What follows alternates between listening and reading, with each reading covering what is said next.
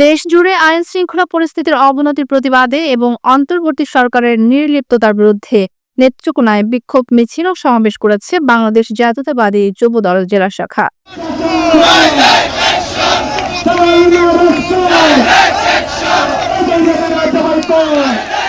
বৃহস্পতিবার দুপুর 12টায় জেলা শহরের বিভিন্ন এলাকা থেকে 3টি পৃথক বিক্ষোভ মিছিল বের হয়ে শহরের প্রধান সড়ক প্রদক্ষিণ করে দলীয় কার্যালয়ে জমায়েত হয়।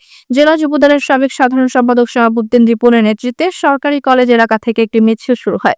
এছাড়া ওয়ারেস উদ্দিন ফরাজ ও সৈয়দ আজহারুল ইসলাম কমরের নেতৃত্বে কুরপাড় থেকে আরেকটি মিছিল এবং হাসনাত হাসান সৈকতের নেতৃত্বে সাতপাই লেভেল ক্রসিং থেকে তৃতীয় মিছিলটি শহর প্রদক্ষিণ করে।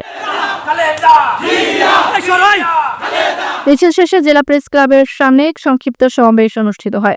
বক্তারা বলেন, 5ই আগস্টের পর থেকে দেশের স্বাধীনতা বিরোধী শক্তির উত্থান ও বিএনপির নেত্রী বেগম খালেদা জিয়া ও তারেক রহমানের বিরুদ্ধে কুরুচিপূর্ণ মন্তব্য নস্যাৎ করে দেশের শত্রুদের বিরুদ্ধে কঠোর অবস্থান গ্রহণ করা হবে।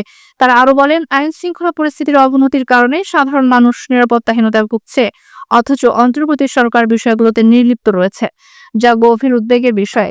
যদি ভালো না হন, নিজেদেরকে সংশোধন না করেন, আগামী দিনেও আপনারা এই নেত্রকোনা মাটিতে কোথাও পা রাখতে পারবেন না। এই আশাবাদ ব্যক্ত রেখে খালেদা জিয়া কিংবা তারেক রহমানের বিরুদ্ধে ষড়যন্ত্র হবে, তাৎক্ষণিকভাবে কারোর জন্য অপেক্ষা করবেন না, দলীয় কার্যালয়ে ছুটে আসবেন, তাৎক্ষণিকভাবে যুবদল প্রস্তুত। আপনাদের পাশে ছিল।